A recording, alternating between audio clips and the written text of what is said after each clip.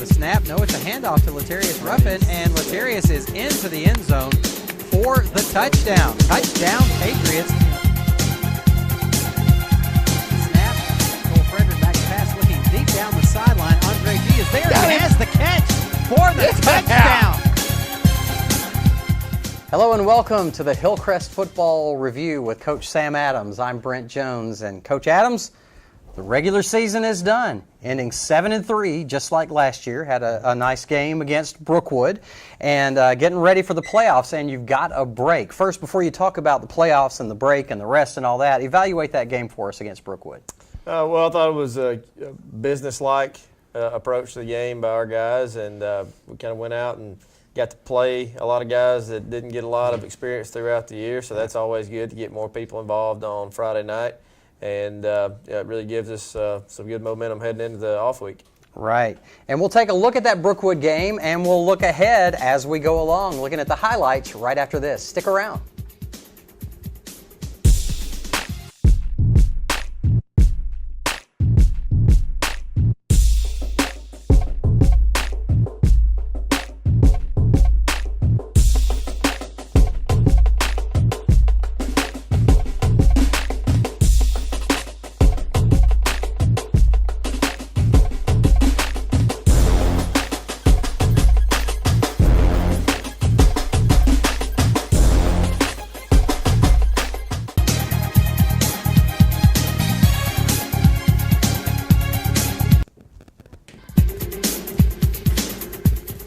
Welcome back to the Hillcrest Football Review with Coach Sam Adams, NFHS Network. You see it right there. You can watch all our games every week on the NFHS Network at nfhsnetwork.com. Hillcrest and Brookwood is the game we're reviewing. Hillcrest coming in at 6-3, Brookwood at 1-7. And Coach, this was interesting in that you actually kicked off. What happened there? Well, the official didn't exactly work the mechanics of that correctly. We didn't win the toss. They won the toss and chose to receive. And he made it look like we chose to defer. Okay.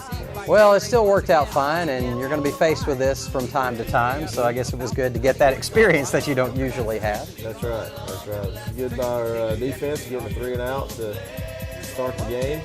So that was encouraging. It's always exciting when Cameron has the ball in his hands on punt returns.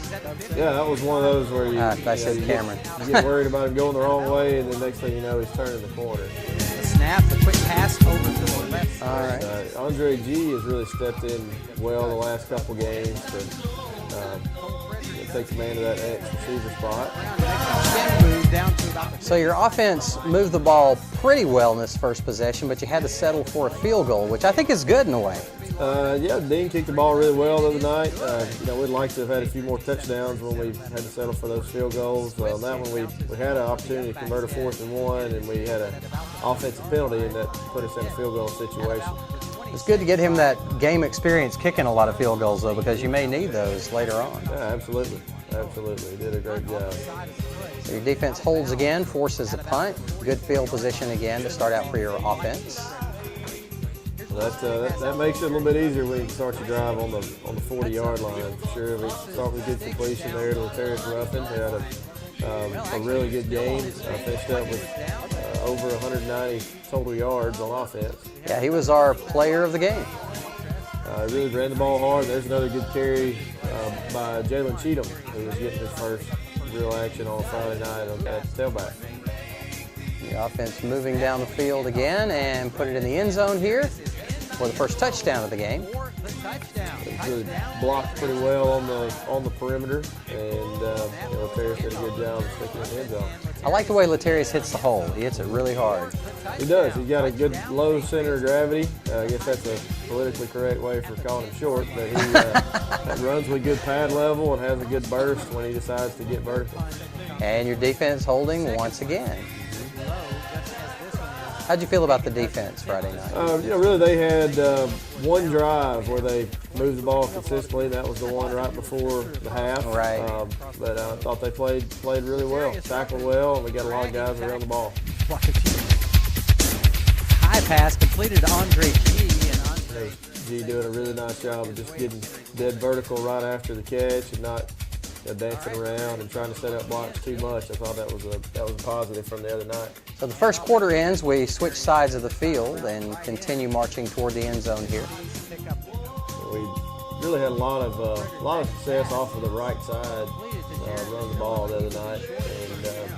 And here's another one we have to settle for a field goal. We maybe a little late on the throw there. We'd like to get it to him a little bit earlier so he can run and get the first down. But Dean Reynolds did another good job on the field goal. Yeah, I really think that you're getting a lot of confidence in that field goal team heading into the playoffs. Yeah, absolutely. Absolutely. Here's another good thing that happened Friday night is your kickoff coverage team covered really well. Yeah, when you can tackle them right there around the 20, that's always a good thing. We've struggled with that at times this year, and that was one where we really did a good job. And Kagan with the interception, and then your offense starts moving it once again to extend the lead here in just a minute. They get going with a good completion to Tord Mayhew, and here's a screen to Terrence Ruffin again. He makes a good run with it and had a lot of guys out in front of him blocking. You had that inside running game going pretty well Friday night too. We did. We try to keep everything pretty well balanced between inside and outside run. And some games it gets tilted a little more in one direction than the other. But we really had both of them working the other night pretty well. So you're up 20-0 with a little over 7 minutes left in the half, and this is the drive you were talking about where it was really the only bright spot for Brookwood for the night. Yeah, they complete 2 or maybe 3 passes. I guess it's the next drive. It is the next one, you're right. And get it down there. All right, defense punts it away this time, but then Brookwood's going to get the ball back here in just a moment. And there was that one player, Grant Larson, that number 11, who was really a thorn in your side. Yeah, he had a really nice game. They have a handful of really good players over there at Brookwood. Here was the interception. It's kind of a spacing issue between the receivers and not the best throw by the quarterback, and all those things combined for a turnover. And here we go with the Grant Larson show. Yeah, he starts off with a good catch and run, and then he gets a good run after that. They're going to hit a couple of corner routes here that were well thrown and caught. And we would like to have the opportunity to get the ball back a little bit earlier than we did here, but to their credit, they made plays to work it down the field. And here with a minute left in the half, 20-6, within 2 scores, it's still a football game at this point, whereas it looked like you were going to run away with it. Yeah, it was a momentum swinger there, that last drive for them. And then we start off with poor field position. Good evening, ladies and gentlemen. Had a couple chances to get it down the field, and ended up with what most people call a Hail Mary right before halftime that we didn't end up with. Right, so at halftime 20-6, and you get the ball first for the second half. Very rare occurrence. That is rare. That is rare. We do a little better job on our kickoff return there and have a better field position. Then we give it to Ruffin several times on this drive, and he continued to produce. 2 touchdowns and 148 rushing, somewhere 142, somewhere around there. Yep, and he had right around 50 receiving also. Yeah. On some screens. Now we had a little visit from the Panther up in the stands. Just threw this in here just because it was kind of funny. But they were friendly and accommodating people and animals there in the stands. Absolutely. We have a fun time with the broadcast. And here's Andre G with the big touchdown catch. Yeah, really proud of that guy. That was a good throw and catch. He fought through a pass interference penalty there to make the catch. And there we get our extra point block. They're actually hurdling our offensive line, which is not exactly legal. So I guess if it doesn't get called, then Okay. All right, so kick was out of bounds, had to re-kick here. But it doesn't matter this time. And I think Spencer's doing a great job putting the ball deep. He really is. He really is. Yeah, he's got a strong enough leg to get it in the end zone at times, and then when we call on him to squib it, he does a really good job with that. Gets it, taking those crazy bounces down the ground. Your kicking game, here's the other interception for the night. Yeah, Keontae Taggart with a nice pick there and ran away from everybody for the touchdown. Yeah, big play. You know, your field goal kicking game really seems to be a lot stronger this year, and I really think that's going to pay off for you eventually in the playoffs. Yeah, absolutely. It's a lot better. Now our field goal kicks, at least, our kickoff kicks, our coverage hasn't always been that great throughout the year. We have gotten better on our location and our distance on those. After this punt return. Kagan. Yeah, that was always an adventure when he's back touchy moment there. Yeah. Jerry McMillan had a nice game as well. He did. Cole did a good job going through his progression there, and he's actually his third guy in the progression on that play, and just taking the yardage that's given to us. He's all the way down to the 20. I thought this was really the first time in a while we've gotten our tempo going the way that we want it to. You know, we're getting a lot of first downs, so that helps with that. And they had a couple of substitution penalties where they're trying to run guys off and couldn't get them all the way to the sideline. And the field goal, as you see, was on the opposite side of the field because the third quarter ended and you started out the fourth quarter with a field goal. And this is the way that the score is going to end. 36-6 was your final, making your final record for the regular season 7-3, just like last year. Yep. First round home playoff game, just like last year. This whole season and the way that it's gone seems eerily similar to last year. In a lot of ways it is very similar. And we've actually played a little bit more difficult schedule this year than last. Yeah. With picking up Opelika and dropping Demopolis. Mm-hmm. We've accomplished a lot up to this point, but this is the part of the season that people really remember for the years to come. People enjoy the County High game, and the Clay Chalkville game is one that people remember, but they really remember those playoff runs. So we're hoping we can get it going for one of those. Well, that's what it's all about. You've accomplished goal number one. Now it's time for goal number two, right? What is goal number two?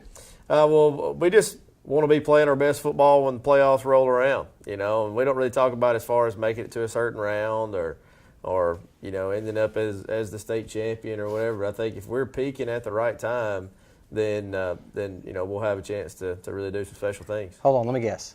One game at a time. Absolutely. That's the cliche, but they become cliches because they're true, right? That's right. It's a cliche for a reason. Okay. All right, we're going to have another feature from our Pats TV staff, and we'll be right back with our final segment right after this. Keep it here.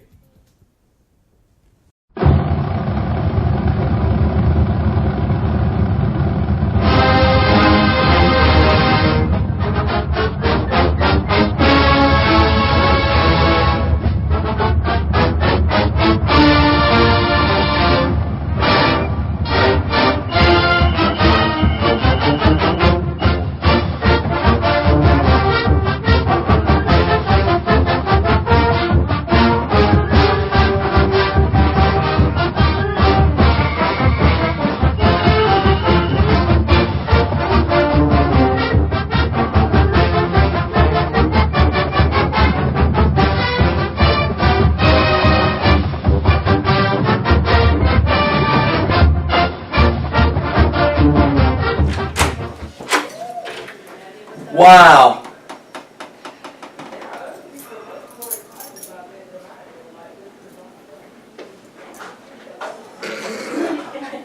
What are you laughing at? That's pretty bad, dude. Is that camera's probably rolling too? That's ridiculous. What am I supposed to do? I got 504 stuff coming today. It's ridiculous. So that camera and pick you up. Go ahead, man. Oh, man. That's hilarious. What you start doing is I'll take a picture of this. I ain't doing nothing but turn that camera off. Dadgummit. Crap. Can't even walk in here. Smile! Yeah. Well, somebody put a lot of effort into this. Good for them. Somebody got you good. Somebody did. You little jokers. It's probably him. He probably is guilty. The man in the camera. Who is it? You! You're in the camera! No. That's you! No, I'm not guilty. Guilty. Well, look, go Big Orange anyway. Stinking bammers.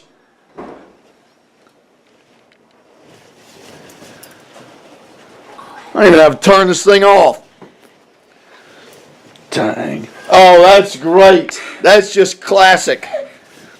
Jeez. So who all y'all in on this, huh? Huh? You better hope we don't win. That's all I'm saying. How do you feel about this? Well, I'm proud of y'all for putting a lot of effort into this. If y'all put as much effort into this as you do your math homework, then y'all be good to go. This is very typical of a bunch of Bammers, I'll tell you that.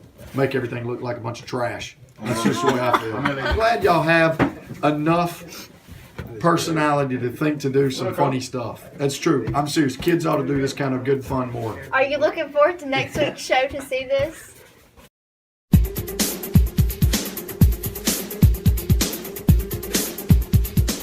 Welcome back to the Coach Adams Hillcrest Football Review Show. And Coach, the season is over. Kind of give me a big picture evaluation of how this season has gone. Well, we're better now than we were at the beginning of the season, and we've had some good wins. We've had some close losses that we'd like to have another shot at. But all in all, we're relatively healthy at this point in the year, and hopefully to get a little healthier over this week where we're not having a lot of contact and don't have a game, and hope to have everybody back 100% for our first round playoff game next week.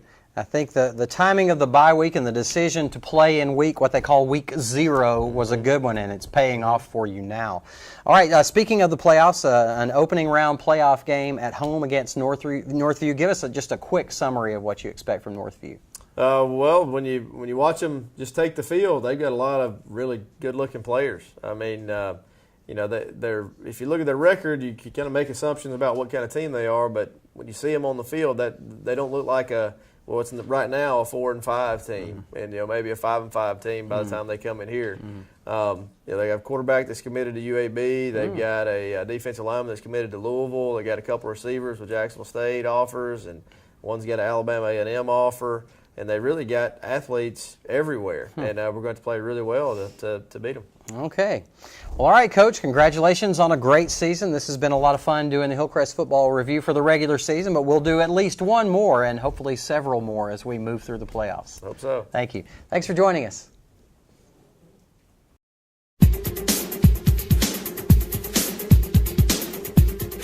But on offense, I'll tell you in a second. Pressure and Yes, the interception by Keontae Taggart. He may take this one to the house. I believe he will. And there's a flag along the sideline. It is a touchdown on the interception by Keontae Taggart. However, the far side judge has thrown a flag. It's resting at the 43-yard line. Yes. I think this is great. I'm excited to see what you guys have in store.